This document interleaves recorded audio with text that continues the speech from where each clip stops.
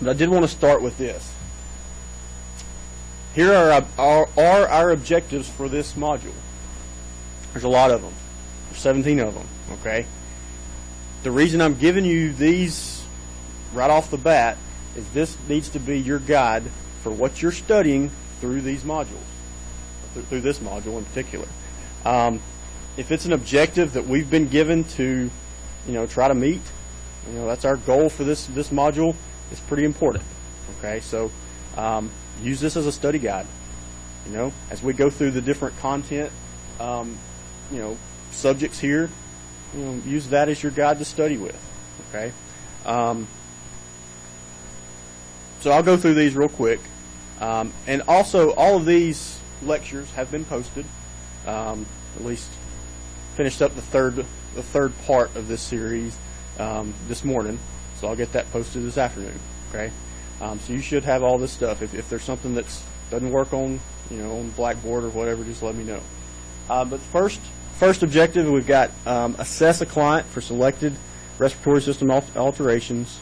Number 2, develop a nursing care plan to provide care for a client with selected respiratory system alterations. If you've already been to clinical, you've already done that. Okay, so you've made a care plan out for a respiratory patient. You need to be able to tailor that care plan or a care plan for each one of these subjects and concepts that we cover. Also, you need to be able to evaluate the effectiveness of interventions for a client with respiratory system alterations. Explain the anatomy and physiology of the respiratory system. We're about to knock that out in about 5 minutes here. Or not in 5 minutes, but we'll start it in 5 minutes. Number 6, define terms associated with the respiratory system. Number 7, describe diagnostic tests for the respiratory system alterations. Number 8, describe upper respiratory system alterations. Number 9, lower respiratory system alterations. 10, respiratory failure in adult clients. 11, interpret clinical manifestations to determine necessary care for respiratory system alterations. Number 12, describe the process of tracheotomy care, suctioning, and chest PT or physiotherapy. Number 13, describe the pharmacological agents that are. I lost my thought. Where are we at? 13, there you go. For respiratory system alterations. Number 14, describe nutritional considerations for treating respiratory system alterations. Number 15, describe the process for implementing a nursing care plan to treat respiratory system alterations. 16, identify expected outcomes of treatment modalities for respiratory system alterations. And number 17, use critical thinking to prioritize management of care. All right, I kind of saved number 17 for the last, but it's way on up there. What we'll teach you here, a lot of it will be theory, a lot of it will be foundational knowledge and kind of reminder of some of the things you've already learned, but you got to use that knowledge to be able to treat a patient, okay, to be able to provide nursing care to a patient.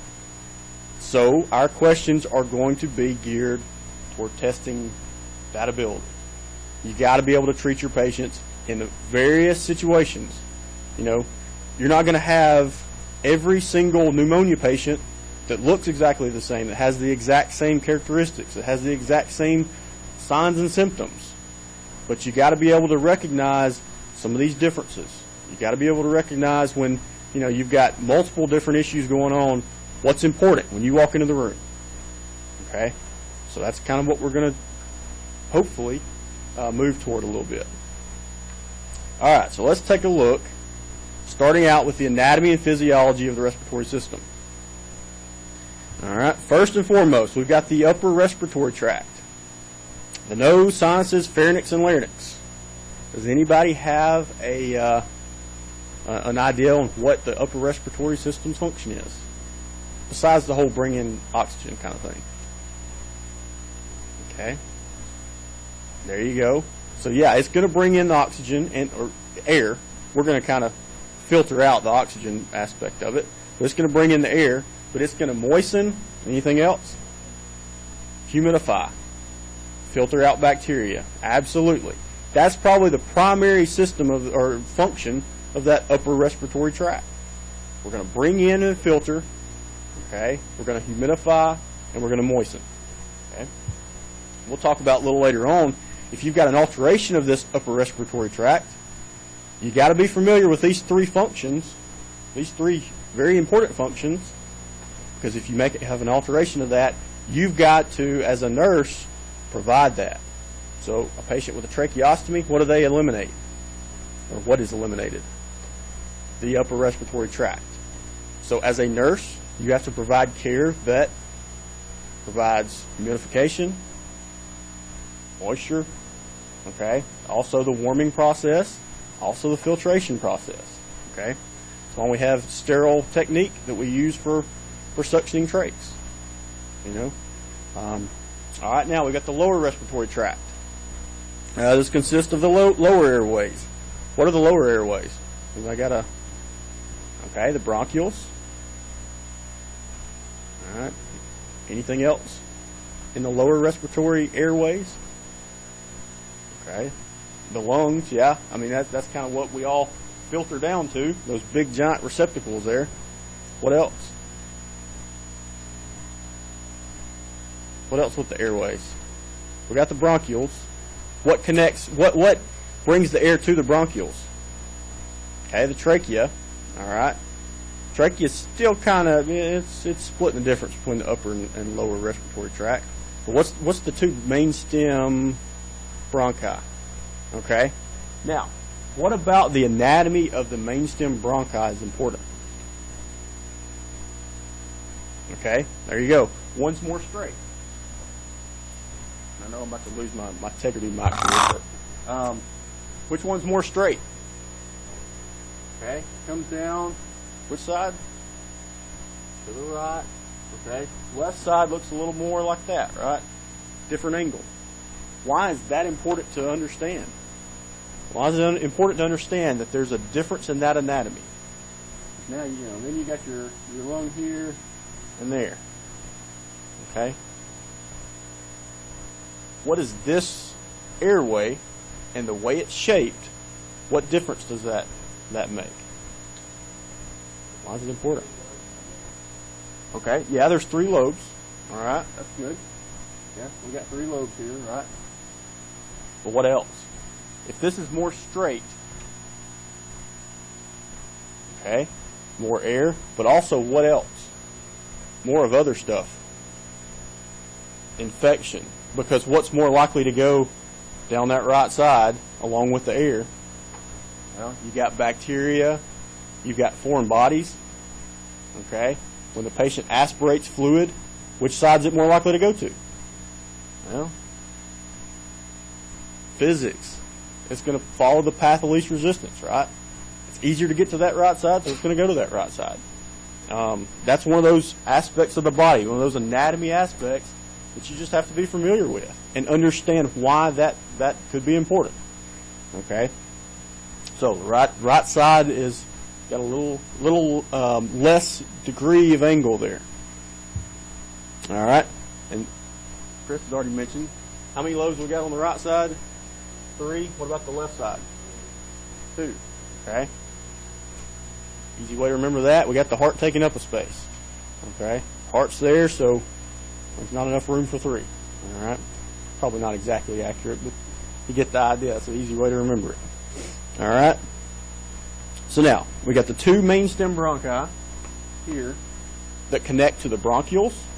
And then what's at the end of the bronchioles? Alveoli. Why are the alveoli important? That's where gas exchange occurs. If you don't have the alveoli, there's nowhere for the blood to come through and empty off what? CO2. And what is it going to bring in? Oxygen. That gas exchange between oxygen entering the bloodstream and CO2 leaving the bloodstream cannot occur without the alveoli. We'll talk a little bit later about some conditions that, well, they destroy the alveoli. Emphysema, COPD, all that kind of stuff. Okay. All right. So now, the last part of the respiratory tract, or respiratory system, not necessarily respiratory tract, is the accessory muscles. Okay? These are important as well. You got the chest, back, abdomen, and diaphragm. If you've got weak muscles in these areas, what happens? There you go. It reduces your ability to bring in air and get rid of what? CO2. Good. All right. Specifically, the diaphragm is going to change the size and pressure of the chest cavity to allow for expansion and contraction of the lungs. You've got to have that process to occur to bring in air so that you can oxygenate the body. All right, let's see. So we've talked about, so what's the main function now? We've talked about a few of these outliers. The main function of the respiratory system is going to be what? Gas exchange. Why is gas exchange important? There you go. Tissue perfusion. What do the cells and tissues have to function? They got to have oxygen. What happens if we don't give the cells and tissues the oxygen they need? They will die. Okay? So, I'd say that's pretty important. All right? So, number one function is supply the body's tissue with oxygen. All cells require oxygen to survive, and the process of providing the body's tissues and cells with oxygen is called tissue perfusion. Okay? Number two, and we talked about it a little bit, but CO2 removal. Removal of our waste. The cell tissue. The waste of cell tissue, metabolism is CO2. We've got to get rid of it. Once returned back to the lungs via the blood, CO2 moves back into the lungs to be exhaled. Okay? Yeah, it's a very important process, and we'll talk about that here in just a few minutes. If we don't remove CO2 like we need to, there's a lot of processes and things that can happen. All right? And this is directly related. Acid-base balance. CO2 is very acidic. The higher the level of CO2, the lower the level of pH, or the pH level. Okay? We'll talk about acid-base in depth here. The body is going to compensate by regulating the respiratory rate and releasing and holding in CO2. So, if the body regulates by removing or holding in CO2, what's it going to do? So if I have a rapid respiratory rate, what is the body trying to do? Blow off CO2. Okay? So if the respiratory rate speeds up to blow off CO2, what's going to happen to the pH, ideally? All right? If the pH goes down when we have CO2 go up, if I have increased respirations to blow off more CO2, so the ideal situation would, we blow off more air, we blow off more CO2, CO2 goes down, what happens to the pH? pH goes up. Okay? That's the way the body compensates. Again, we'll get into that quite a bit here in just a little bit. The next, conditioning of inhaled air. We talked about this a while ago. Inspired air is humidified, warmed, and filtered of any particles or organisms. The upper respiratory tract is a huge piece of that. Okay, and then finally, there are some other functions, including the sense of smell, speech, fluid balance, and temperature control. Now you look at these. These are outliers. These are these secondary functions. Those are pretty important secondary functions, right? I mean, you take away taste, it's not going to be very fun, right? Speech, pretty important. Communication is extremely important. Fluid balance and temperature control, those are pretty important things as well. All right, so now I'm going to give you a video that maybe will describe it a little better than I could of what goes on with the respiratory system.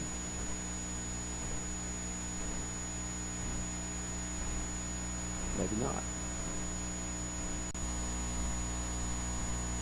All right, so the role of the respiratory system, well, we're basically trying to, it's a supply and demand kind of thing, okay? We want the supply to meet the demand. What increases the body's demand for oxygen?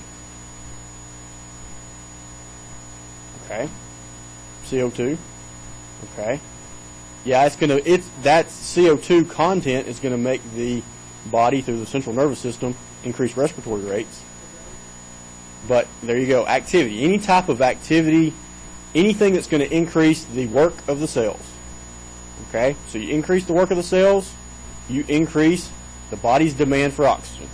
All right, what happens if you, this is what happened if I tried to run around the campus a couple times, or probably even down Main Strip here, down by the airport. What's going to happen?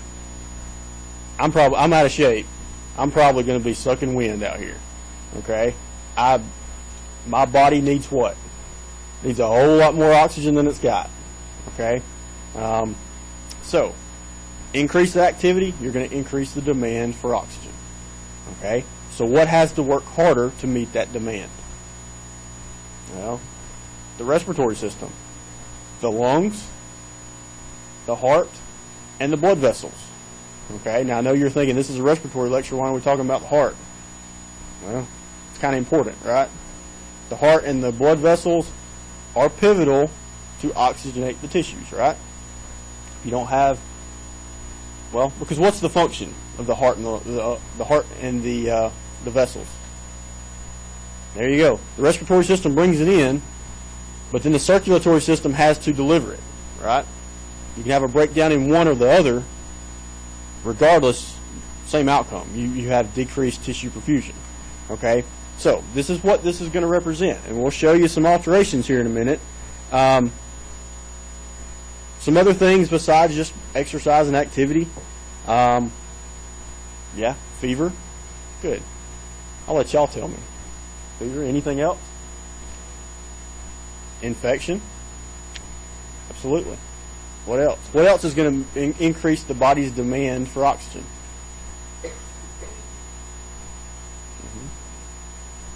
Age. Oh yeah, age will definitely have an impact. Smoking. All right. What else? What was that, Chanel? Obesity. Good. I mean, that's right.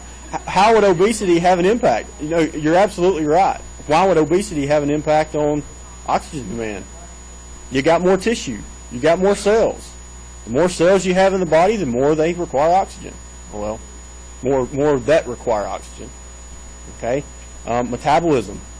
Okay, the endocrine system has a function of this. You know, you increase the metabolic rate, you increase the amount the tissues are working. Right. There you go. So those, you know, these metabolic needs and even malfunctions of the metabolic system may tell the body they need more oxygen than they actually do. All right. So if we, okay, how does a normal healthy person increase oxygen supply? So I'll go and run around the building here and I need more oxygen. What is my body going to do to get that oxygen? Increase respirations. What else? And we said the respiratory and cardiac system are going to be kind of working hand in hand. So we bring in more air and oxygen. What do we have to do with it? We got to pump it faster because we got to get it to the body, because it's not doing any good in the lungs if it just stays there, right? So we got to get to the body. So what's going to happen? How are we going to pump it faster? What's going to be seen? If I go take vital signs, what am I going to see? Heart rate does what? Goes up. Okay? What else is going to happen? With vital signs, even. The heart rate's going up. Blood pressure's going to go up. Okay? The heart's going to work harder to try to get more air and more oxygen. Well, not air. The heart's just worried about the oxygen. But the heart's going to get more oxygen to the tissues, right? Okay? What else? Think about fight or flight. What happens in the fight or flight system? Okay, temperature may go up. But that was one of those things we kind of missed a while ago. Temperature, you think temperature has an impact on oxygen? On oxygen demand? Yeah. As temperature goes up, what happens? Demand goes up. The entire body works harder when the temperature goes up. Okay, that's why y'all all get ornery when you're in the classroom and maybe the air conditioner goes out. You know, your whole body has to work harder. Okay, but when we lack oxygen, our body basically compensates. It moves resources to where they're necessary. Okay? When we're dealing with fight or flight, we're going to try to increase blood pressure and heart rate, and where are we going to really want to oxygenate? Where are we going to shunt that blood to? To the brain? To the vital organs? You know, when you're fighting and flighting, what do you want to do? You want to have weak muscles, you want to have strong muscles? Yeah, skeletal muscles are going to get a lot of resources. Okay? It all goes hand in hand. Okay? You know, the rest and digest stuff, we kind of want to move stuff away from that, right? They don't get the blood supply that they typically would. You shunt to the organs that you need in that fight or flight situation. All right? So, we've got increased demand. What happens if we do not increase the supply? There you go. You increase the demand, so you throw a whole big pile of demand over on this side. If the oxygen supply, you know, you can't throw that up, bring in more oxygen to level it out. That's the body's goal, right? Equilibrium. Everything wants to return back to baseline where everything's just kind of chilling out, nothing's going on. Okay?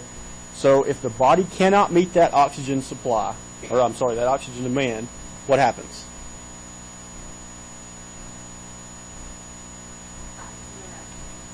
Yeah, distress. Distress. You'll still see these signs that, hey, the body wants to keep doing these things to increase supply. But if there's something preventing that from happening, then we got a problem. Because eventually what happens if you deprive the cells of oxygen? They die. Okay? So now you've kind of got, oh, come on. Do I not have that? I had an awesome illustration on here. And for whatever reason, it's not on here. But it's a fat guy on one side and a skinny guy on the other.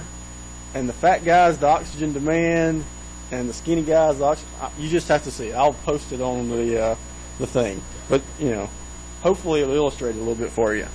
If we don't have enough oxygen supply to level it out, we're going to have problems.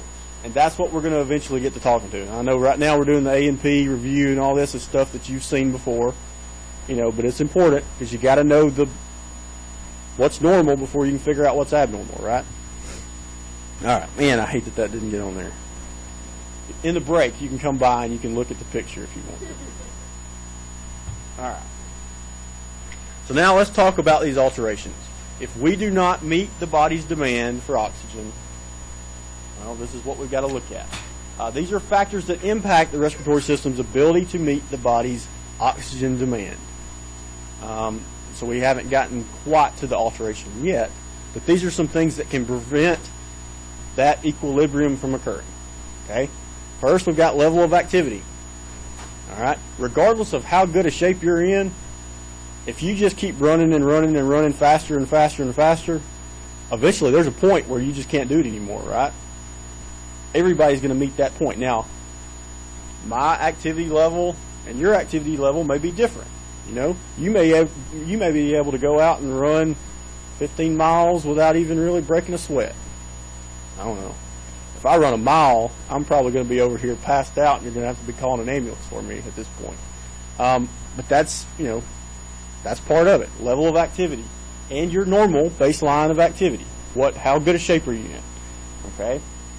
Also, current and past medical history. Okay? Not just problems with the respiratory system. We talked about a while ago. They're all linked, right? You know, if you have problems in other systems, if you have different issues in other systems, it's going to affect or could have a potential impact on your respiratory function. Okay? Age. Age is a big factor. Okay? Nutritional status, another big factor. Talked about obesity a while ago.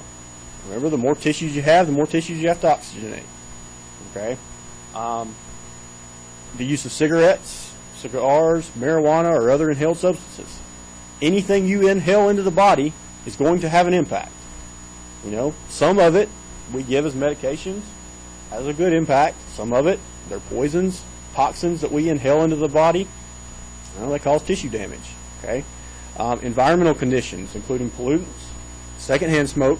So you may not be planning on puffing on the cigarette, but you're hanging out with somebody that is. You're still inhaling air that has that nicotine in it, and that tobacco pollutants. Okay, animals, etc. All these things are outside sources that can have a huge impact on your lungs and your respiratory system. All right, next, your occupation. How could your occupation have an impact on your respiratory function? There you go. If you work around something that's toxic and you're constantly breathing it in, you know, somebody that doesn't work in that environment, they may be exposed to it once, twice, maybe 3 times, you know, in a extended period of time. But if you're inhaling that every single day, it's going to have a bigger impact, right? The more you're exposed, there you go, asbestos. That's probably the best example we've got. You know, asbestos is and that one of the problems with asbestos is the symptoms do not present themselves for 10, 20, 30, 40 years. You know, you may not even have an idea that you were exposed to it. And that's what we're starting to kind of see now. These people that are coming forward with problems. Yeah. Asbestosis, they didn't know they had it, and now they're experiencing that. Okay. Infection, bacterial, viral, fungal infections, absolutely they're going to alter the respiratory system. Drug use, whether prescribed or illegal. Family history, including genetic risk, and also injury to essential respiratory organs. Okay. You have a car wreck and you damage the lung, you damage the tissue, or you damage the integrity of the lung, it's going to have a significant impact. I mean, pretty self-explanatory there. All right. And we're going to kind of look at some of these in a little greater depth here as we go through. But some of these some of these alterations, some of these factors that could affect the respiratory system, these are some of the things that you'll see. Well, first we'll talk about age-related changes, and then we'll get into that, I guess. Number 1, we've got risk for atelectasis due to alveolar surface decreases. As you get older, the alveoli change a little bit, okay? As you decrease the surface area of the alveoli, you know, you lose that ability to keep it open, all right? And that's what atelectasis is. And what did we say is important about the alveoli? What goes on there? Gas exchange, okay? We want these alveoli to be nice, round, and blown up, basically, okay? If we collapse them, it's called atelectasis. What's the substance that prevents atelectasis from occurring? Does anybody have a guess? Surfactant. There you go. Surfactant is kind of that, well, it's the substance that keeps them open. That's about as good an explanation as I can get you. I guess the example I could give you, if you've ever pulled out, maybe you've got a bag of balloons, okay? They've been sitting in a closet for a long time. You ever had a balloon that just wouldn't blow up because it's kind of stuck together? The same thing. You go to blow it up and it just won't pull apart. Maybe it's been sitting out in the hot sun and melted a little bit, that sort of thing. It just won't blow up. That's what we're talking about there. Surfactant helps keep that open. All right. Next, we've got diminished expiratory effort and efficiency due to changes in lung elasticity. What are the lungs supposed to do when we bring in air? They expand, right? Okay. If they don't expand, what happens? Or they don't expand as much as they need to. You're not bringing in as much air. Okay. You don't bring in as much air, you don't have as much oxygen in that air. So the more flexible the lungs are and the better their ability to expand and contract, the better you're going to be able to oxygenate. Better you're going to be able to bring in air. Okay? All right. Also, number 4, you've got decreased respiratory muscle strength, which results in exercise intolerance and diminished recognition and response to hypoxia and hypercarbia. Muscle strength. Why do muscles matter with the respiratory system? Well, That's what's allowing you to breathe, right? You got to have the muscles attached to these respiratory organs to be able to bring in. For the diaphragm to be able to allow the lungs to expand, you got to have these muscles there to be able to allow that process to occur. All right, number 5, we've got vocal changes due to physiologic changes to the muscles supporting the vocal cords and the larynx. As we age, our voices will change. Okay, just part of it. You know, you've probably heard, you know, you've been in a hospital, or you've been in maybe you've got a family member. A female voice sometimes starts to change into where it's got a deeper tone to it. It's more scratchy. Male voices, you know, they've got the same characteristics. As you change, that just occurs due to this. You've got these vocal cord changes, okay, and the muscle changes that support those vocal cords. Number 6, confusion. Due to the increased risk for hypoxia and increased resistance to blood flow through the pulmonary vascular system. All right, confusion. Remember this one. Confusion is very, very important, because if you've got an elderly patient that's confused, do not blow it off just because they've got Alzheimer's. If there's a significant acute change in that patient's level of orientation, okay, we got to figure out what the problem is, because it could be a respiratory problem. Why would a respiratory problem cause a neurological change? There you go. If we diminish or deprive the oxygen supply, you know, to the brain, well, that's not a good thing, right? Those are the tissues you definitely don't want to lose, right? So confusion, usually it's a later sign. Sometimes with elderly people, they've got so much going on, they don't even recognize problems that are just an everyday part of their life. If I go run around the building and I can't get enough oxygen, I'm probably going to feel it, right? Because it's a significant change from where I'm standing right now. An elderly patient, they already feel awful. They've already got some of these things going on, some of these other issues, these other body system alterations, where they don't recognize these significant changes. They don't pick up on it as easy. So the confusion is a huge aspect of that. You've got to be able to recognize confusion and at least experiment with it. You got a patient that you've been caring for all day, and you know they were a little out of it, but you walked in, they knew their name, they knew their birthday, they knew where they were, and then suddenly, toward the end of the shift, they don't know who they are or who you are or what you've been doing and you know where they are. That's significant. At least put a pulse ox on them. You know, at least evaluate that respiratory system to determine if it is related to oxygenation. Okay, does that make sense? You know, that's important there for the elderly. So number 7, we got skeletal changes resulting from osteoporosis.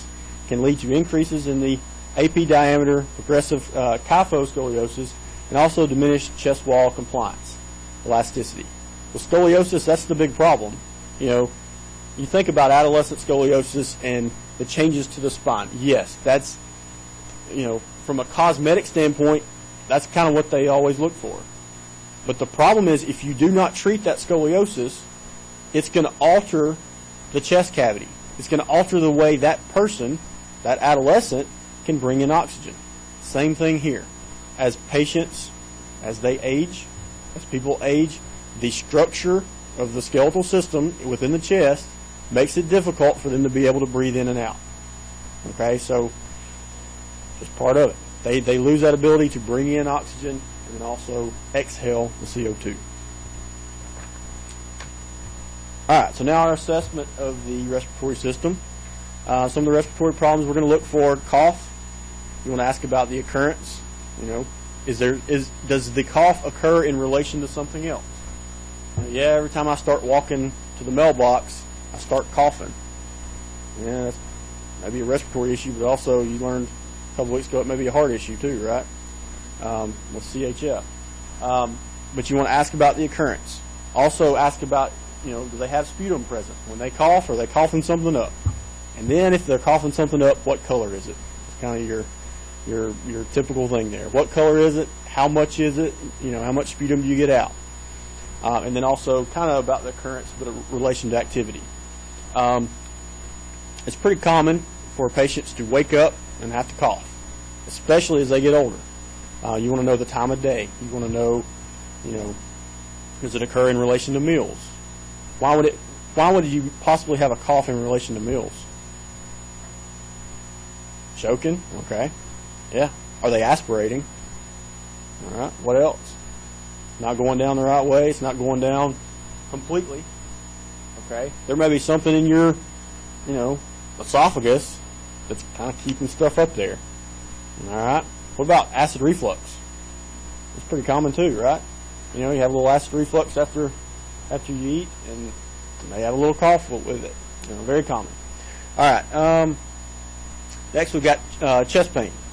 You want to determine the type, onset, potentiating factors, and then relation to the breathing cycle. Okay, very important. Yeah, it may be a heart issue, and if it is, we need to figure it out. We need to figure out what's going on. It also could be a respiratory issue. The lungs are in the same cavity as the heart. They're still in the chest, right? So if you have maybe inspiratory pain, you have pain on exhalation, you got to figure out when it is, and then we'll talk in a minute about some of the things that can be causing that pain. And then finally, we've got dyspnea. What's dyspnea? Difficulty breathing, shortness of breath. They just can't catch their breath. Okay. Good. All right. Specifically with dyspnea, we've got 5 categories here, and this would categorize a patient's level or severity of the dyspnea. All right. Class 1, you got normal activity, no restrictions, everything's fine. Okay. Dyspnea only occurs in more than normal or strenuous exertion. I'm hoping I'm still in class 1, and when I run around the building, just a little bit of discomfort, a little bit of shortness of breath. Class 2 is when you're moving into independent and essential ADLs, or restricted to some activities. Dyspneic on climbing stairs or on walking on an incline, but not on level walking. Kind of scares me, because the other day the elevator was out and had to walk up 3 flights of stairs, and it wasn't fun. So, that's hopefully I'm not moving into stage 2. I need to start working out, I guess. Class 3, you've got dyspnea commonly occurs during usual activities, such as showering and dressing. How is that going to impact a patient's overall status? Yeah, I mean, psychologically there's going to be an impact. If they have to have help getting a shower, if they have to have help getting dressed, for one, they may just not do it. If a patient has trouble taking a shower, or has trouble changing clothes, sometimes they're a little less likely to do that. That could impact their overall health and well-being, right?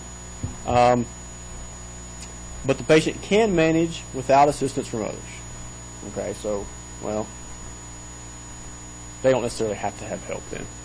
I stand corrected. They just have trouble with it. So they go and take a shower and they get out of breath. They're still less likely to do that activity. Not dyspneic at rest, but they can walk for more than a city block at their own pace, but cannot keep up with others of their own age. May stop to catch a breath partway up a flight of stairs. It's probably not employable in any occupation. Getting tough, right? So what is that last sentence there? How is that going to impact the patient? Now we're moving into psychosocial stuff, right? Not just psychological. Now we're moving into psychosocial. You've got an alteration in the patient's daily life, their overall dynamics of the family. How well can they get through the day? Pretty significant. Once we start getting into class 3, these are the classifications that will significantly alter the patient's daily life. All right. Class 4. Even more, we've got dyspnea produces dependence on help in some essential ADLs, such as dressing and bathing. So now this is the one that has to have some help with taking a bath. They're not usually dyspneic at rest, but dyspneic on minimal exertion. They must pause on climbing one flight, walking more than 100 yards, or dressing. They're often restricted to home if the patient lives alone and has minimal or no activities outside of the home. Okay. significant psychological impacts here. And then class 5, they're entirely restricted to home, often limited to a bed or chair, dyspneic at rest, and dependent on help for most needs. It's a huge debilitating manifestation of respiratory issues. All right, some other abnormal findings. We're looking at the mouth, nose, and sinuses. What are we going to look for that would tell us that there's something wrong with the mouth, nose, or sinus? Okay, dryness. Drainage, absolutely. What else? Let me do that one. Deviated septum, absolutely. Any others? When you take that pen light in the clinical setting and you shine it into somebody's mouth and their nose, what are you looking for? Any kind of obstructions. Okay, what else? Gag reflex, yeah. Yeah. Any alterations in that normal, well, the assessment of the head. Okay? But a big one, obstructions. If you have something obstructing, say you've got some kind of obstruction in the nasal passage, what are you doing? Well, you're reducing the ability you have to bring in oxygen, right? Any kind of obstruction. So if the other side's not, well, if it's not good and clear and bringing in double time, what the other is, you've lost something there, okay? You're also looking for, well, we said the redness, swelling, ulcerations, rash, fungal lesions, or fungal infections. What type of fungal infection do we commonly see? Thrush, absolutely. All right. Pale discoloration of the oral mucosa. Okay. What would that indicate? You've got paleness of the oral mucosa. Could be dehydration. Could be diminished oxygenation. Anytime you got pale discoloration to some of the mucous membranes. We'll talk, well, we won't talk. Used to saying that. In the endocrine system, you'll look at some of the endocrine system issues. You can't really, there's not a lot of external factors that will impact, no, never mind. There are some endocrine issues that you'll talk about that can impact the skin, but if it's impacting the oral mucosa, you know that it's a systemic issue. And I'll leave it at that. Yeah. You can get into that with whoever's teaching the endocrine stuff, Ms. Powell. All right. The trachea, pharynx, and larynx. We're looking for any kind of palpable nodules, masses, tenderness, bruising, swelling. These vocal changes we talked about a little earlier. You're looking for that. You want to see what's going on with these types of issues. Okay. Really commonly, or I guess that didn't sound right, did it? Really commonly. All right, but commonly you'll see deviations. Well, for one, we're going to talk about in pneumothorax, a tracheal deviation is really important. But if you've got masses or you've got tenderness to the trachea, a lot of times that's a thyroid issue. Kind of going back to that endocrine stuff. So you got to be aware of that. All right. I know we're talking about respiratory, but you can't keep it all bottled up in respiratory because it's all connected, right? And then the lungs and thorax, you're going to look for any discolorations, masses, lesions. You want to see what? When I look at the patient, I walk in, I'm going to assess their breathing. What am I looking for? Chest expansion, and that's the big word there, bilaterally. Okay? If we've got two of something on both sides, we want it to do the same thing, right? If not, there's some kind of alteration to one side or the other. All right. So we want the chest, we want it to expand, fill up with air. We want it to go back down equally. All right. Specifically in this pneumothorax thing we're going to talk about in a minute, you'll see that as a big issue. Okay. You're also looking for AP diameter. So AP to two lateral diameter should be 1 to 1.5. All right, what am I talking about with AP diameter? AP diameter. This is, if you looked at me from the side, anterior, posterior diameter. Okay? What's the distance from my front to my back? Okay? To lateral. Lateral, side to side. Okay? That should be 1 to 1.5. So 1 to 1.5. I should have 1.5 greater distance from here to here than I do from here to here. Does that make sense?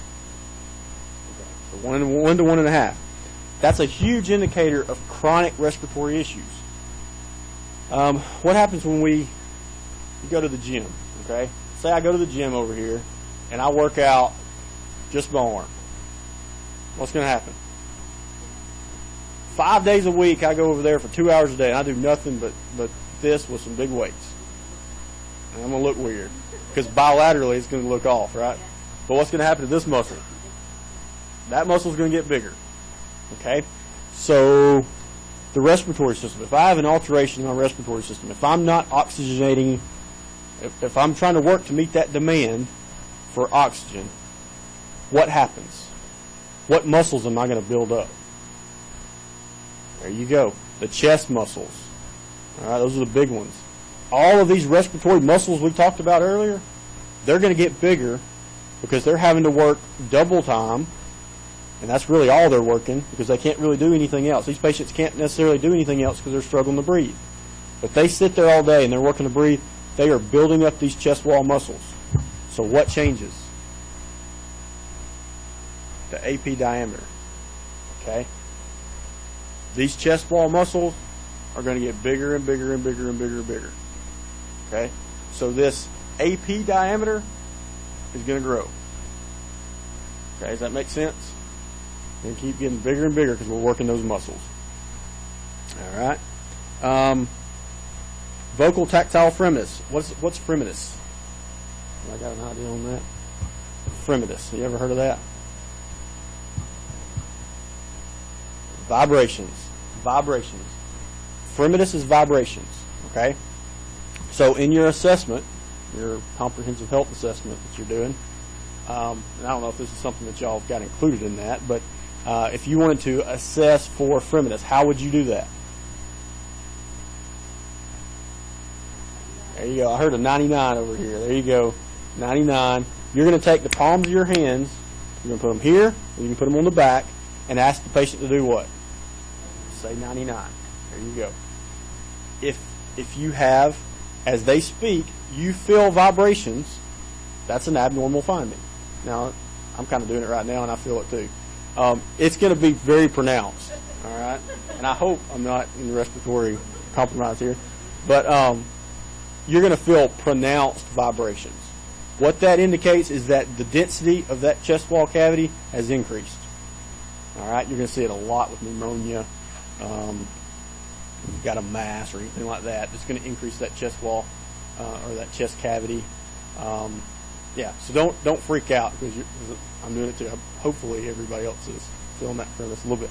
I'm talking about pronounced fremitus. Okay, lots of vibrations. Also auscultation. What's important about auscultation?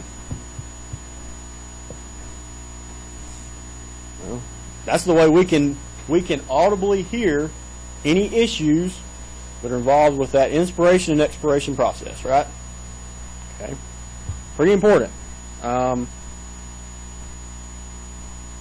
Okay, and then let's see. The last thing is going to be some of these, fatigue and activity intolerance. You know, we want to assess. Okay, how can you assess? You walk into the room and you're assessing a patient's activity tolerance. What's a good, quick, easy indicator of whether they're able to tolerate low-level activity? Talking. You walk in and say, hey, how are you doing? What happens? Hopefully they're going to respond to you, but if they get out of breath or they're really, really short with their answers, try to give them a question that makes them expand on that a little bit. Give them a question where they have to give you more than just a one-word answer. And you'll see real quick, if they cannot tolerate speaking a sentence, then it's a huge alteration. And that means they're not able to get enough oxygen in to even communicate, to even be able to speak. All right, some of the big signs of respiratory inadequacy. we've got clubbing of the fingers, and this is chronic. This is not something that's going to happen overnight.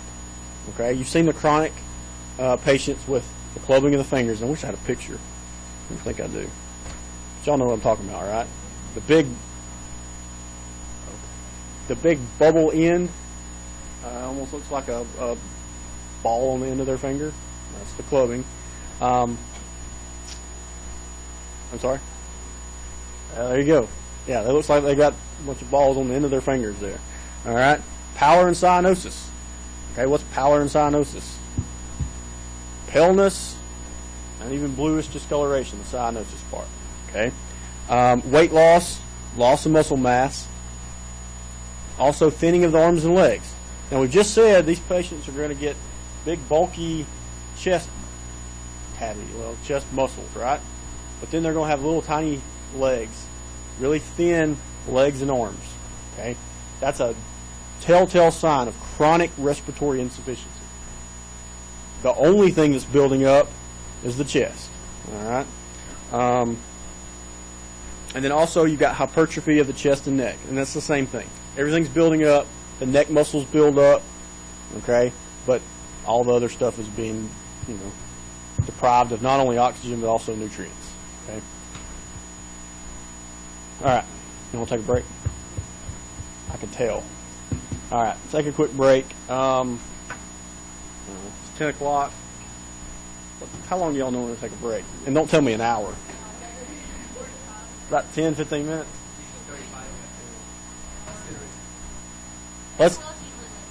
Yeah, I'm sure he does. Let's do 10, 15. All right. So I know we got a lot to do.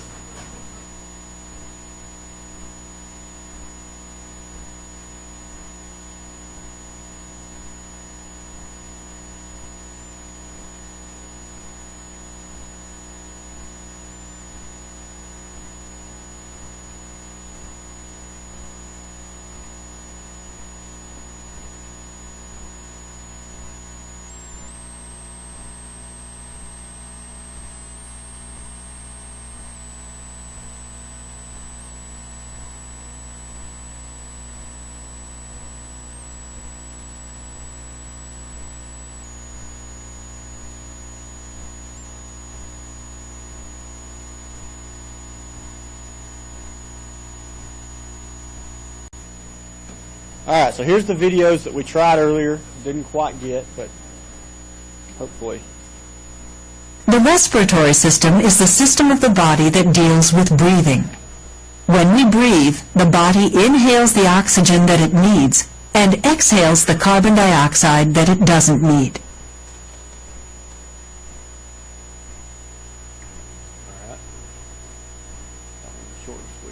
Air entering the nose is contaminated with irritants such as air pollutants, dust, pollen, and bacteria. A unique mechanism in the body warms and humidifies the air that we breathe and removes the majority of contaminants before the air reaches the alveoli in the lungs. Once air enters the nasal passage, it passes over the highly specialized respiratory mucosa. Almost the entire lining of the respiratory tract is lined with mucous membrane that is composed of ciliated pseudostratified epithelium. The respiratory mucosa is rich in goblet cells that produce mucus. This moist, sticky secretion acts much like flypaper to trap entering irritants and prevent them from going deeper in the respiratory tract. The removal of contaminants is further assisted by tiny hair-like cilia on the surface of the mucosa that sweep inhaled contaminants in the mucus secretions upward toward the pharynx to eventually be removed.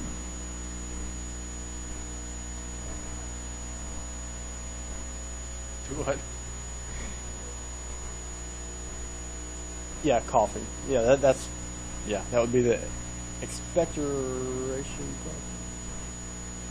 A very thin membrane separates the air in the alveoli from the blood in the surrounding capillaries and is the site of gas exchange in the lungs. Each alveolus is continually supplied with fresh air.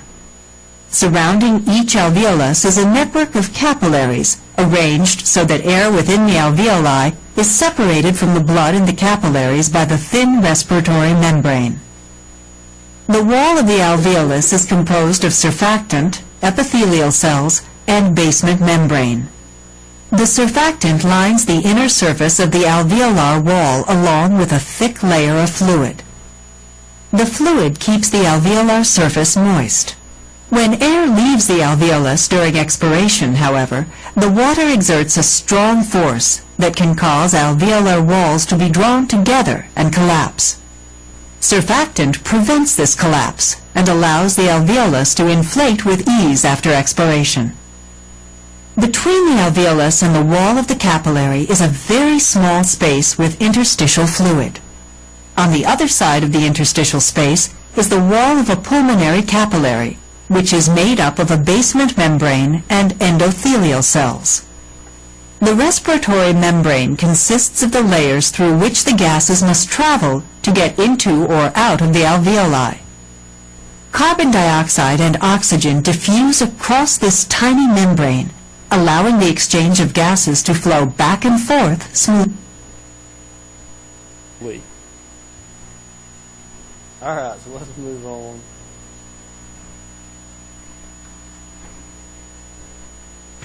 All right, so now we'll get back to where we were, but the respiratory system, we'll kind of continue with our assessment here. The big part of this that I want you to be aware of, and I know this is still review. I mean, this is stuff that you've gone through, but it's pretty important. Looking at this, okay, this view here is a posterior view. That's looking at your back, okay? This is looking at your front. If I only assess a patient's back, if I only do auscultation of the back, am I actually listening to every lung field? No. Because how many lobes did we say we had on that right side? Okay.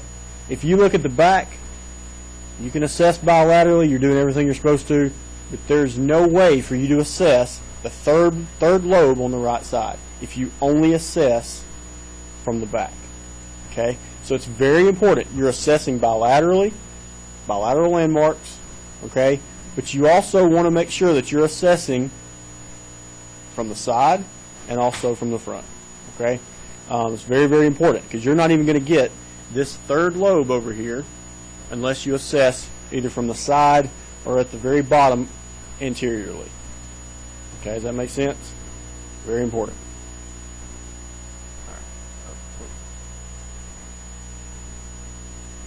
Some of the adventitious breath sounds that you'll go through, you need to be familiar with these. You need to know kind of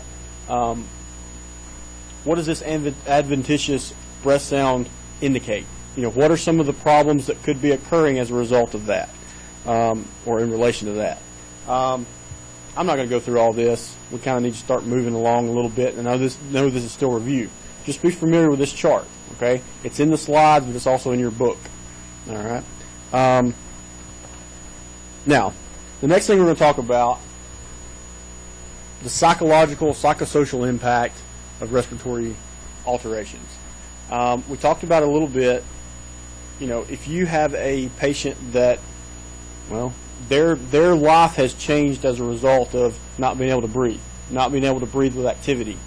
It's pretty significant. You know, there could be family dynamic changes, there could be social changes. Patient that used to be active, used to be healthy, is now no longer even able to leave the house. That's a huge problem, right? Also, think about the psychological impact of just an acute, you know, round of dyspnea. You know, you've got an acute episode of dyspnea. What happens if, okay, you're swimming, somebody pulls you underwater? Okay, you can't breathe. How do you react? You start to panic. Okay, you're scared, you're panicked, and what happens? You're fighting, right? The fight or flight response goes into effect, right? You're doing everything you can to get up to air. It's the same thing here. If you go into Now the chronic patient, a lot of times they'll almost get used to not having that, that extra oxygen or the oxygen that they need. But an acute episode patient that just suddenly cannot breathe, they're scared out of their mind. The same response you would have if somebody pulled you underwater and you couldn't get to the top to breathe, they're going to have that same panicked look. So when you walk into the room and they're having an acute episode of respiratory distress and you see that just pure look of fear in their eyes, you know, hey, we got to get something done quick. Okay, put yourself back in that situation and imagine how you would feel if you just completely were deprived of the ability to breathe. Okay. But along with this, we've got to discuss with the patient some of these fears. We've got to discuss some of the coping mechanisms, back to the life alterations. This needs to be part of your care as a nurse. You can't just completely disregard this and say, well, I'm just going to give them some oxygen and pulse ox, and then, we're going to let them, hopefully improve a little bit. You got to figure out, okay, what dynamics are going on, what fears do they have, and how is it impacting their life. Okay. Next, we've got some diagnostic testing. These are the tests that we use to diagnose and determine the level of respiratory distress that is occurring. First, we've got blood studies. Okay. Why do we look at the blood?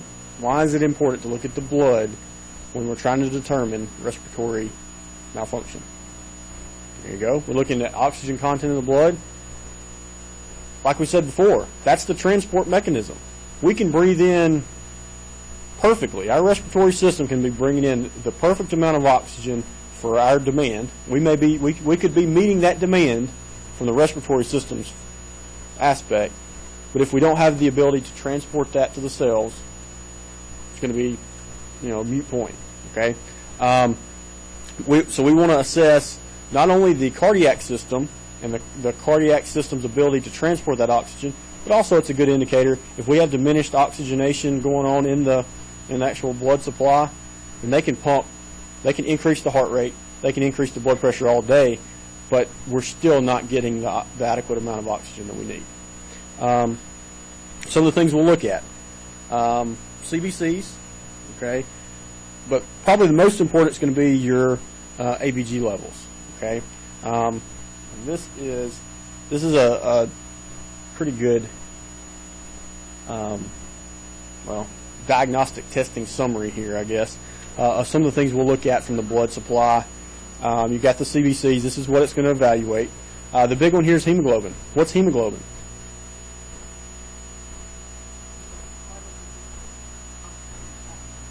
There you go. That's the component of the blood where the oxygen binds. Okay. So if we have a reduced number of hemoglobin in the blood, what happens? There you go. We have blood that's being transported to the tissues with diminished supplies of oxygen. Okay? You can bring in more oxygen, but if you have reduced levels of hemoglobin, it can't bind to anything. Okay? It's not going to be transported to the tissues. So if you've got a patient that, you walk into the room, they're struggling to breathe, you've got some respiratory distress going on, you throw in an oxygen sat, pulse ox, they're 100% on room air. Okay, why is this patient telling me they can't breathe? They're 100%. Well, it may not be a respiratory issue, it may be that circulatory issue. Okay, they may have diminished blood supply or blood counts that prevent the transport process from occurring. Does that make sense? You gotta put both together. Okay, so we're looking at hemoglobin levels. We're looking at hematocrit. We're also looking at white counts. What is the white count going to indicate? Infection. Okay, there you go. If you have an infection in the lungs, in the respiratory system, you're going to see the white counts go up. Okay, hopefully. If you actually have the infection, you want the white counts to go up, because what is that doing? Fighting it off. All right, then you've also got the differentials, okay? The actual numbers and percentages of those white counts. The neutrophils, the eosinophils, basophils, lymphocytes, and then also your monocytes. And I'll let you read through all that. Now we're going to look at the ABG levels, okay? ABG levels, and I know you probably freak out some when you see this. How much have y'all actually done on ABG levels? Not much or none? Okay, that's fine. We'll get to it.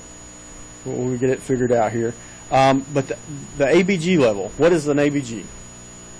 Arterial blood gas. So arterial blood gas, what are we getting the blood sample from? The artery. There you go. We are evaluating the arterial blood supply, the arterial blood components, to determine how much oxygen is in that arterial blood, what is the pH of that arterial blood, what's the CO2 level in that arterial blood, and then also the bicarb levels. Okay, and then and then we've also got the saturation of hemoglobin, the percentage. And this is not like putting on a pulse ox. Okay, what are we measuring on a pulse ox? Oxygen saturation of what? It's the capillary. Okay, we're looking at the capillary here. Artery to capillary is a big difference. Okay, now the levels are going to be pretty similar. Still 95 to 100%. Capillary pulse ox percentage can be a little lower, somewhat. We still like to see 95 to 100%, right? But the arterial blood definitely needs to be 95 to 100%. Okay. Decreased levels are going to indicate possible impaired ability of the hemoglobin to release oxygen to the tissues. Okay. All right. So let's look at. Well, we didn't get all of it here. I'll go back just to the sputum. Okay. The sputum is very important, especially in the respiratory system. This is our ability to evaluate not only for bacteria, organisms, things of that nature, but also it helps us to identify abnormal cells in the lungs as well. Okay, so cancer, allergy, these are things that can also be picked up. We can see some of the things that through that sputum test, sputum smears that allow us to kind of do some further research, further testing, maybe do an X-ray, chest X-ray, to evaluate for some of these abnormalities. Imaging is also important. Okay, we want to see and visualize the structure and function of the lungs and the airways. Okay, so we can also observe pathologic changes to the respiratory system. We're looking at all the different things that that inspiration and expiration process, and also looking for any abnormalities and masses that may be there as well. Ventilation and perfusion scans. This is evaluating, or it's basically our visualization of that circulatory system. We want to see how well the oxygen is coming in, or I'm sorry, the blood supply is coming in, and that gas exchange is occurring. Okay, and then finally our pulse oximetry. This is our non-invasive test. You can walk in and put a pulse ox probe on anybody. Okay, it's non-invasive. It's not going to hurt them. This is a way to evaluate that oxygen saturation without actually going in and sticking for an arc stick, because those arc sticks are not fun for the patient. I've seen. I don't know. I haven't felt it, but I would imagine. What I've been told is it's like a peripheral IV times 100. A lot of pain there. All right. So now let's look at our ABG levels. I know this is something that y'all all kind of freak out a little bit about. But first thing we need to look at is, all right, these are the three most important indicators that you'll look at: pH, CO2, and bicarb. Okay, this tells us a whole lot about the condition of the patient's respiratory system. Okay, does anybody know what the normal pH of the blood is? There you go, 7.35 to 7.45. Okay, that's your normal, typical arterial pH. Okay, so we want to see arterial pH 7.35 to 7.45. All right. Now, we're setting up a system here for kind of evaluating the levels. All right. We're looking at acidosis and alkalosis. Okay. I don't know how much you're familiar with that, but that's the the terms that we're going to use for determining what the pH is. If the pH is acidic, it's going to be on the 7.35 side of that normal range. Okay? If the pH is basic, it's going to be on the 7.45 side of that range. 7.40 is kind of neutral. It's right in the middle. Okay? But if you've got a 7.39, it's more acidic. If you've got a 7.41, it's more basic. All right? So that's the first component. Determining acidosis versus alkalosis. Okay? So we've got to determine our pH. Which side is it on? And if it's an alteration, if it's altered, then we've got two components or two processes that could be the result. All right? It could be a respiratory issue or a metabolic issue that causes that pH to move abnormally in either direction. Okay? First things first, you want to figure out, okay, what's my pH? Is it normal? Then we're good. If it's abnormal, then we gotta figure out what's causing the problem. All right. So the best way to do this is you determine, like we said, 7.35, 7.45, acidosis versus alkalosis. Okay. The next thing I want you to do, you're going to look at the CO2 level. Does anybody know what the normal CO2 level is? There you go. It's easy to remember. If you can remember 7.35 and 7.45, you can knock out CO2 real easy because you just drop the 7 and the decimal point. All right? So a normal CO2 level is 35 to 45. Okay? All right. Now, this is where it gets a little bit trickier. What did we say is more acidic? High levels of CO2 or low levels of CO2? High levels. So if the CO2 goes up, the blood becomes more acidic. All right. So our 45 is going to go on the CO2 side. Okay. The higher the CO2, the more acidic the patient is. All right. Now the opposite's true on the basic side. Okay. The less CO2 we have, or the fewer numbers, or whatever, the lower the CO2 level is, the more basic we are. Okay. So if I had a respiratory alteration of the pH, okay, so if I had something from the respiratory system that caused the pH to become more acidic, what's happening? All right, so if I've got my pH here, and my pH level is 7.32. Okay, so my pH is 7.32, and it's a respiratory problem. What happened to my CO2? Went up.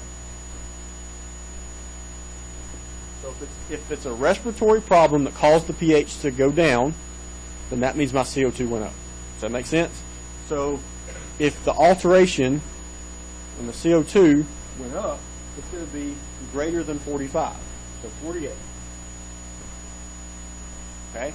So if I've got a pH of 7.32 and a CO2 of 48, this is the cause of the pH to go up. Okay? So it's a respiratory problem. Well, basically it's a respiratory acidosis problem. Does that make sense? All right.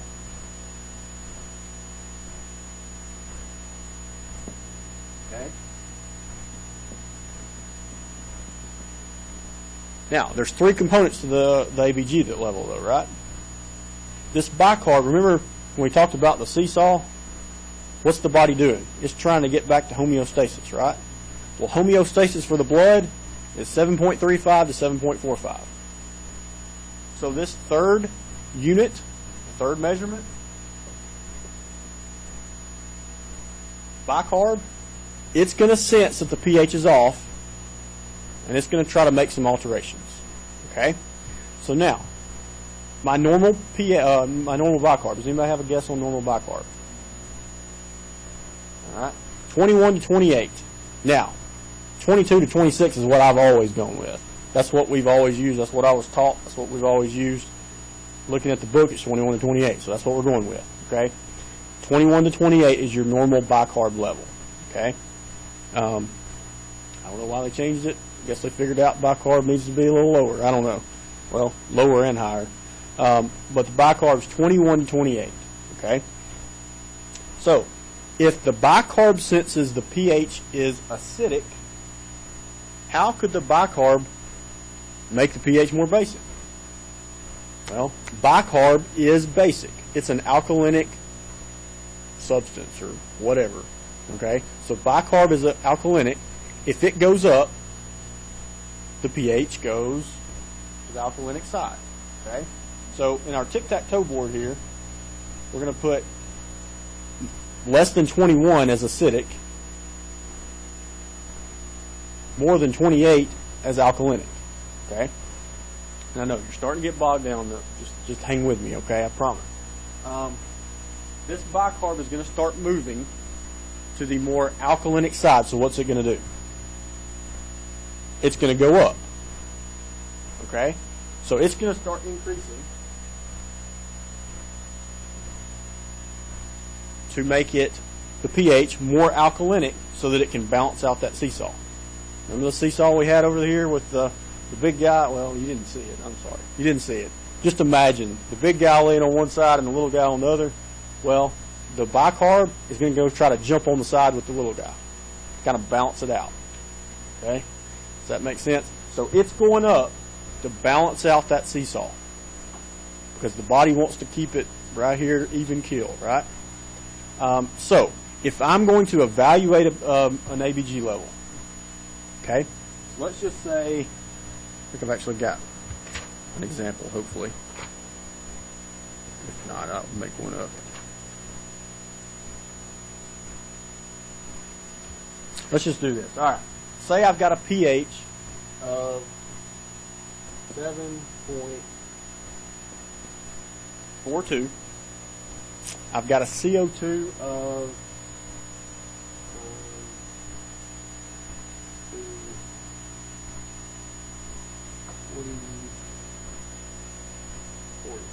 40. And then we've got a bicarb of oh,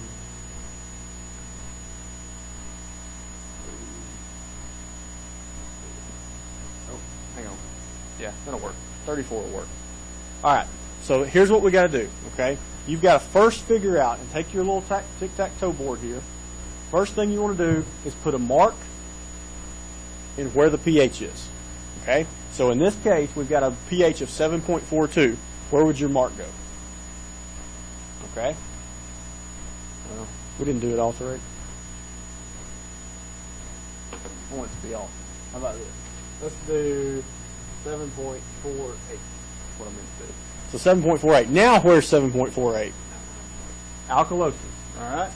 So on your tic-tac-toe board, put a check over on the alkalosis side. So right here, I don't think it's going to let me make a mark, but that's where you'd want to do it, okay? All right, so your first mark is on alkalosis, on the pH side, okay? Now, let's go to our CO2. Is our CO2 acidic, normal, or alkalosis? It's normal, okay? So you can put a mark here on normal, okay? Now, let's look at our bicarb. Where's our bicarb? We've got 34. Is our bicarb acidic, normal, or alkalinic? All right, so it's also alkalinic or basic. I don't know if it's the correct term to say alkalinic, but you got the drift, all right? Now you want to line them up. And in this method, you don't have to have 3 in a row for tic-tac-toe. You want to get 2 in a row, all right? So you take your pH and determine which one lines up with the pH. So in this case, we've got a pH that's alkalinic. Which other number is alkalinic? Bicarb, okay? So 7.48 we know is alkalosis, right? Now you've got to look at, is the problem respiratory or is it metabolic? It's metabolic. So there you go. That's the first part of it, okay? So step 1, figure out your pH, acidic or alkalinic. 2, figure out whether it's a respiratory problem or a metabolic problem if there's an issue. And the third thing is you're going to figure out whether that third number or that third unit has started to move. Okay? If it started... Yes. Yeah, and and the question was, is it metabolic because it's not dealing with CO2? And yes, in a nutshell, because it's not dealing with the respiratory system. Okay? Because the CO2 is normal. Respiratory, absolutely. Yeah, if the CO2 is the issue, it's respiratory. If it's the bicarb that's the issue, it's metabolic. 100% of the time. And we haven't talked yet about what causes that from the metabolic system. We'll get into that a little later. But that's the first step. Figure out your pH, then figure out where the problem is if it's abnormal. If it's not abnormal, then you're done. But if it's abnormal, then you got to figure out where the issue is. The third step is going to be figuring out whether compensation has begun to occur. Okay? In this case, we've got a CO2 of 40. Has CO2 moved either direction to try to bring this pH back down? No. So in this scenario, is it going to be uncompensated or compensated? Uncompensated.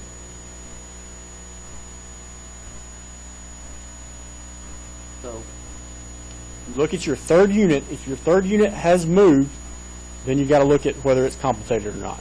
Okay? Now, here's what direction. Okay, so now we're going to go back to our CO2. If the CO2 decided there's an abnormality and I want to move to bring the pH down, what direction is the CO2 going to move? CO2 is going to go up, because up means the CO2 is making the pH do what? Become more acidic. All right, so now, let's say our pH now, it's recognized the problem, it's not uncompensated anymore. Now let's say it's 48. Okay, is 48 acidic, normal, or alkalinic for a CO2? Acidic. Okay. All right. So now put that on your tic-tac-toe board. It's going to go on the far left side, right? Because it's acidic. All right. So now this has moved to acidic. And let's look at our pH. Now our pH is 46, 7.46. Okay. So pH 7.46, CO2 is 48, bicarb is 34. Okay. Now, what do we still have? What is the pH? Is it still normal, acidic, or alkalinic? It's still alkalinic. Okay. Now let's look at the CO2. Is it acidic, normal, or alkalinic? It's acidic. Okay. Now let's look at the bicarb. Is it acidic, normal, or alkalinic? It's still alkalinic. Okay. Which two line up? The pH and what? Bicarb. So we still have metabolic alkalosis. Okay. But now, let's figure out compensation. What's the third part? All right. Has this number moved to abnormal? Yes. So we have some kind of compensation that's occurring, right? All right. So it's compensated. We have compensated metabolic acidosis or alkalosis, but the problem is the pH normal? If the pH is normal, we have full compensation. But if the pH is abnormal, we have partial compensation. Okay? So there you go. Partial compensation. That's how you figure out. Now, okay.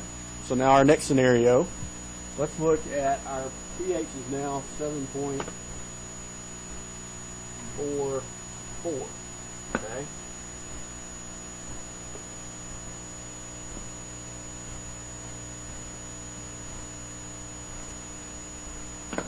All right, so now we've got a pH of 7.44. Okay.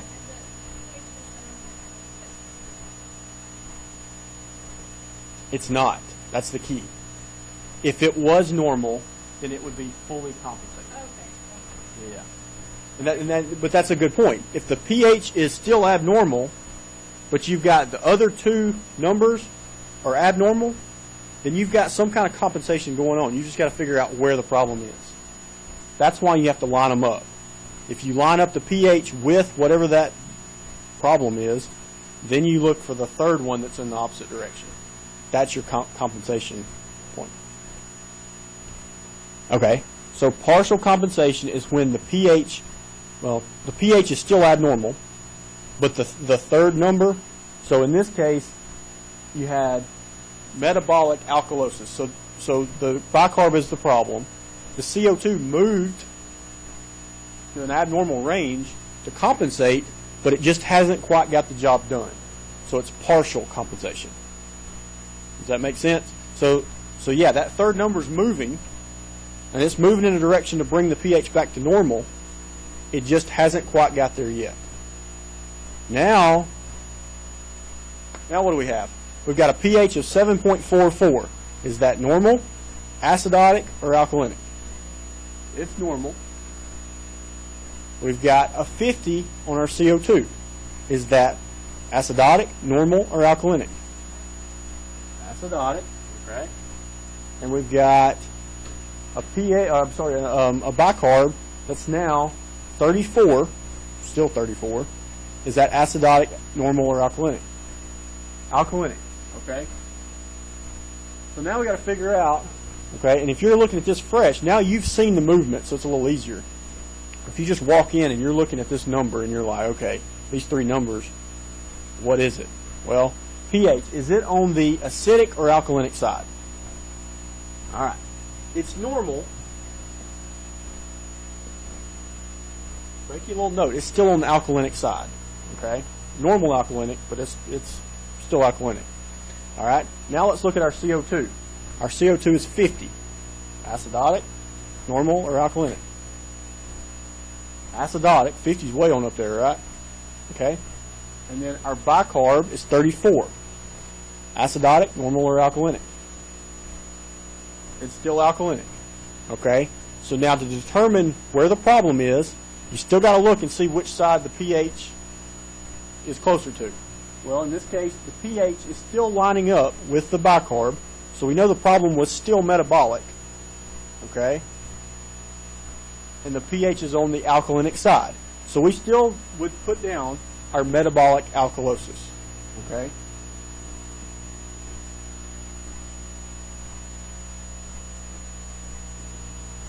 All right. Now when we're looking for our compensation, yeah, it's not alkalinic anymore, but it's still on that side. So we can interpret that the problem has occurred and has been fully compensated, because the CO2 moved to bring the pH back down. So this is fully compensated. Metabolic alkalosis. Okay? Does that make sense? All right. Does anybody still kind of... Go ahead. Sure.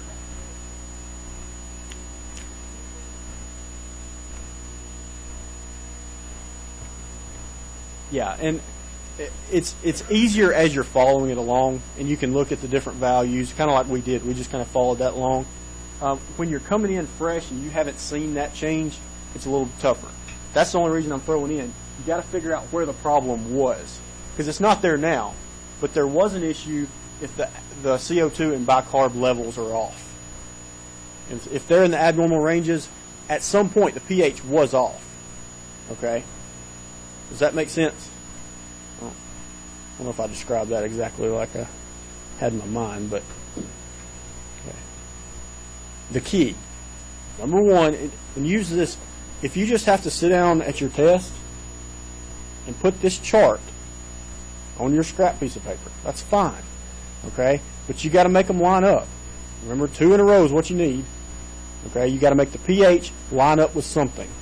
Even if it's normal, you kind of need to look at the pH and determine if the other two numbers are abnormal, then the pH has been corrected. Okay? That makes sense. Any other questions? And we've got a whole nother group of slides. We're going to do this a couple times because I know this is complicated. And it took me forever to kind of figure it out, especially figure out how to teach it or hopefully teach it. I don't know if I did taught it or not, but at least describe it. But you got 3 steps. Figure out alkalosis versus acidosis, then figure out what the problem is, metabolic or respiratory, and then figure out if there's an issue, or I'm sorry, if there's a compensation that's occurred. Okay? The key, though, is even though your pH is normal, if the other 2 are not, then something was wrong. There was some issue that has been corrected. Does that make sense? 'Cause, I mean, and then eventually stuff will start getting back into normal. But, all right. Y'all aren't ready to throw stuff at me yet, are you? All right. This is a tough concept you just have to kind of work on. All right. Yeah. Not to that level. I don't. I mean, because this would be if your CO2 levels are. They're not going to get that far out of whack. That there's going to be. Yeah. This is usually. Well, it could have been an acute or chronic issue, but usually there's some significant problems that are going on for the pH to start really being altered.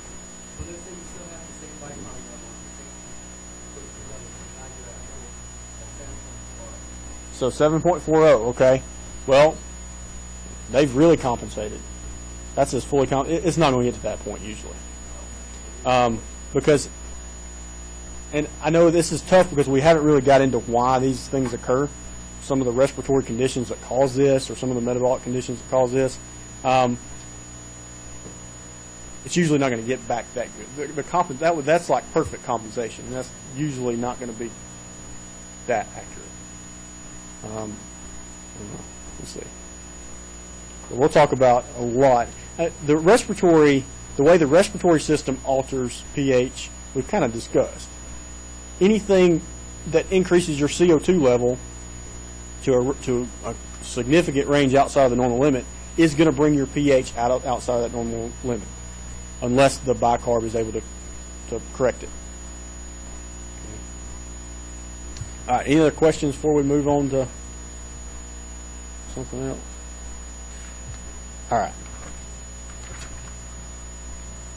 All right, so that knocked out our ABG stuff. And again, we've got a whole other slide presentation stuff on these alterations, but we'll get into that later. All right, so now let's talk about some more diagnostic tests. The pulmonary function testing. It's a non-invasive test that evaluates lung function and breathing problems.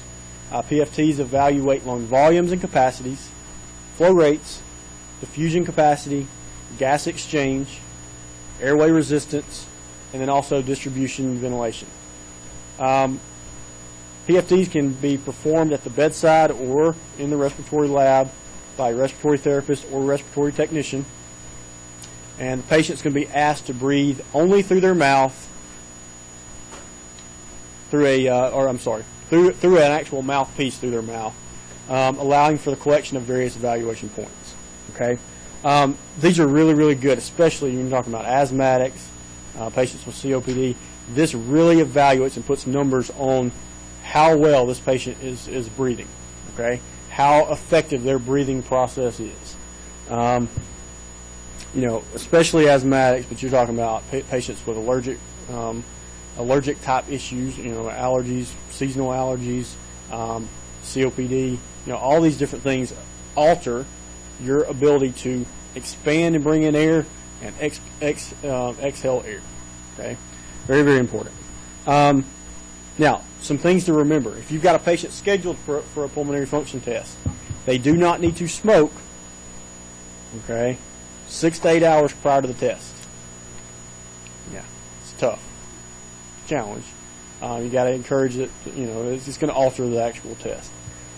Sometimes the physicians will have us hold certain bronchodilators, certain medications that would improve their function to see just how bad it is. Be aware of that. But that still needs to be by doctor's order. You don't hold it unless you've got a specific order, and it may be that there's a standing order. But you've got to have some kind of order that tells you to withhold medication at any point. All right. Now, and that's usually 4 to 6 hours prior to the procedure. and may hold the bronchodilators. Okay, next test we'll look at is capnometry and capnography. All right, this is an evaluation of CO2 as well. Now that's not looking at arterial CO2, but it's looking at the exhaled CO2 and the amounts. Capnometry is a method of measuring CO2 that evaluates a sample of exhaled air with a sensor that converts the reading into a color or number for analysis. Capnography, CO2 level is graphed as a specific waveform. The normal pressure of a Petco, or end-tidal CO2, so exhaled CO2 air, is between 20 and 40 millimeters of mercury. Okay. Now, don't confuse these with arterial CO2. This is different. This is a different measurement. It's still looking at CO2 levels, but it's a different measurement. All right. This is a less invasive way of evaluating. All right, some other non-invasive tests, exercise testing. This is stress test. Okay, go in and have them run on a treadmill or walk on a treadmill. Evaluation of activity tolerance. Okay, really, really important for a patient with severe dyspnea prior to discharge. We want to understand and kind of have a good evaluation of how well are they going to function in different activity types before they go home and fall out on the driveway trying to walk to the mailbox. Okay. Another thing that will evaluate that, really it's exercise testing as well as physical therapy. You'll go to the hospital and you'll see some of these COPD and patients that have come in with exacerbations. They'll be walking them. All right. Yeah, it's good for them, but we also it helps us to evaluate their activity levels and tolerance. Skin testing is another one. Skin testing allows us. Does anybody have a lot of allergies?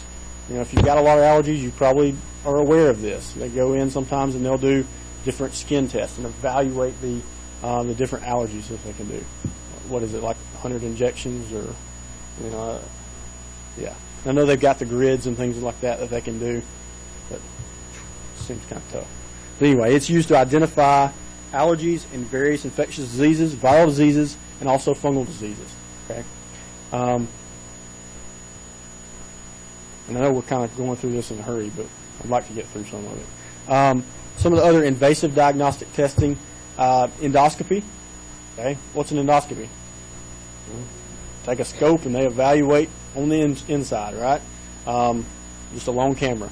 They put it down through the respiratory tract, evaluating different respiratory system parts, all right, or aspects of the respiratory system. There's different types of endoscopies. First one you got is a bronchoscopy. Now, one thing to remember on a bronchoscopy, they may or may not use it's a lidocaine, benzocaine spray. It's to help to numb the area. If they do use that, it's important to remember the patient could suffer from what's called methemoglobinemia. Okay, methemoglobinemia is when basically the particles of that, the benzocaine spray can go in and bind to the hemoglobin and convert it to an unstable or unusable state. Sorry. Say it again. Oh, okay. Yes. Methemoglobinemia. So METH EM OG LOB IN EMIA. Methemoglobinemia. So it converts the hemoglobin to an unusable state. So if hemoglobin is not in a usable state, what happens? What is the usable state of hemoglobin? Bind to oxygen and carry it to the cells, right? So an unusable state is a big problem. Okay. So it results in what? Well, and usually it's not 100% binding to 100% of the hemoglobin, but it does could result in tissue death, hypoxia. Okay, hypoxia or deprivation of oxygen to the tissues. All right, so our treatment for that. Well, we got to give them some supplemental oxygen to increase that percentage, but also there's an antidote. Methylene blue. Methylene blue is an injection we can give, and it basically turns the hemoglobin back or counteracts the effects of the methemoglobinemia. And this is kind of a, I don't know the prevalence, but if you've got a patient that's gone down for endoscopy and they're really struggling to breathe afterwards, the big thing is recognize that that's an issue. Okay, a patient went down for a bronch or even stayed at the bedside and they did a bronchoscopy, and now they're having trouble breathing. Well, we need to figure out what the problem is. Call the physician. Let them know that there's some problems going on. Okay. In most cases, if you've got a patient with an endoscopy or bronchoscopy, you're going to have some oxygen there, right? You should have it prepared and ready. In most cases, you're going to have an order, or you can get an order. So you walk in, the patient's post-procedure from a bronchoscopy, and they're struggling to breathe, get them some oxygen, and then let the physician know. Okay? Just recognize it as an abnormal. That's a major issue. All right. The laryngoscopy is visualization of the larynx, so the vocal cords, the structures that involve speech. They can go in and they can take a look at them. They can also obtain tissue samples, do a biopsy, scope, whatever. They can do a lot of things. I think this is kind of what Joan Rivers had a couple weeks ago, I believe. Yeah, she went in for the laryngoscopy. So these are dangerous type procedures. Yeah, they're, you hear that there's no routine surgery. Well, there's really not. I mean, there's things and complications that can occur. You as a nurse, it's your responsibility to be able to recognize those problems before they get to the point where there's, we're at the point of no return. Okay. And then finally, the mediastinoscopy is insertion of a flexible tube into the chest wall above the sternum. Okay. It's above the sternum and between the lungs, and it allows for visualization of the structures, for tumors, or to obtain tissue samples. So it's just a flexible catheter above the sternum and then between the lungs. Okay, so you're going to go in, and it's just a camera on the end of a tube, I guess. But that's kind of what these are just different diagnostic tests that they can use, and these are highly invasive. You can tell there. All right. Now, before an endoscopy, patient should be NPO 4 to 8 hours because, you tell me, what's the risk? What's the problem that aspiration? And that's the same with any procedure. The risk of aspiration, is pretty good. So we want to make sure we reduce that risk. So if they don't have anything in any stomach contents, they don't have anything to aspirate, at least in theory. And then finally, we've got a thoracentesis here. Okay, thoracentesis, stick a long needle in and pull off some fluid. Okay, the aspiration of pleural fluid from the pleural space. Now, what's the pleural space? It's kind of on the outside of the lungs, right? It's not just one layer on the outside of the lungs. We've got a multi-layer. It's the pleural space. Okay, the pleural surrounds the chest, the lung cavity. Or not lung cavity, but the lung structure there. The thoracentesis goes inside that pleural space and pulls off fluid. So if you have a buildup of fluid, or they just want to test the fluid, they can do that as well. Now, the important thing here, they need to be positioned correctly. Okay, and this is the proper positioning if you can get them in this position. Sometimes you can't get them in that position, but you want them sitting up, arms over a bedside table or something to support them, similar to an epidural. I know y'all are in OB at the same time, some of you. Similar positioning. Now, are all of your patients going to be able to sit up like this? No. How do you think we would position a patient that couldn't sit up like this?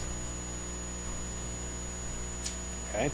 We're going to position them on their side with basically the lung that we're wanting the physician wants to go into up.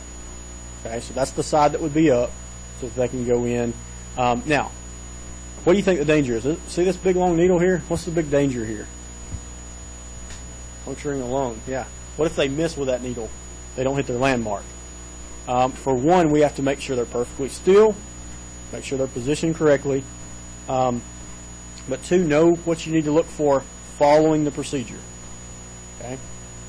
Following a thoracentesis, we're looking for signs that they punctured a lung. Okay? What's the medical term for puncturing the lung? Do I remember that or know it? Anybody? Pneumothorax. There you go. Pneumothorax or collapsed lung. Okay. All right.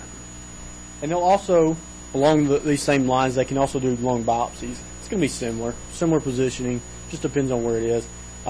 This is an investigative test used to obtain lung tissue for histologic analysis, culture, or cytologic examination. It may be performed in the patient's room as well. They're more commonly done in the OR, but if a physician really wants to do it, they can do it at the bedside.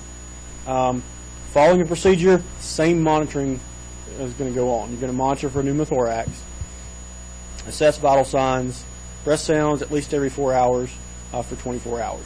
One of the distinguishing characteristics here, a thoracentesis, they'll do it at the bedside and then they'll send them home. They can kind of be done as an outpatient procedure. A lung biopsy, they usually want them to stay over 24 hours. Or maybe, probably 23 hours. Probably don't want them to do 24 hours, but they'll usually keep them overnight and evaluate. Assess for signs of respiratory distress and report any reduced or absent breath sounds immediately. And then also monitor for hemoptysis. Anybody have an idea what hemoptysis is? What is heme? Blood. All right. Optosis. What do you think it might be? Good guess. Blood in the lungs, which is going to come out where? Sputum. Hemoptysis is bloody sputum. Okay? So blood in the sputum. All right.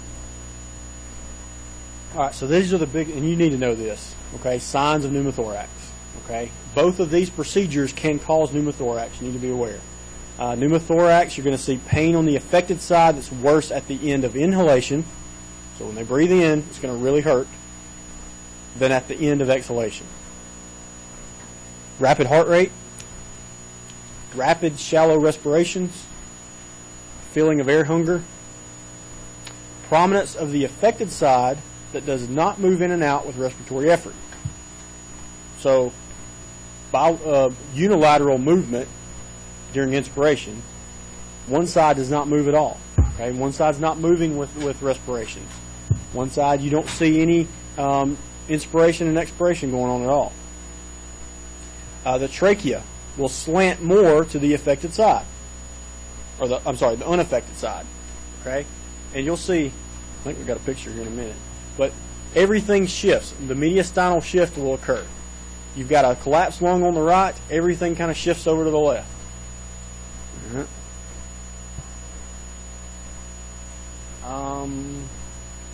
It's got to do with the pressures,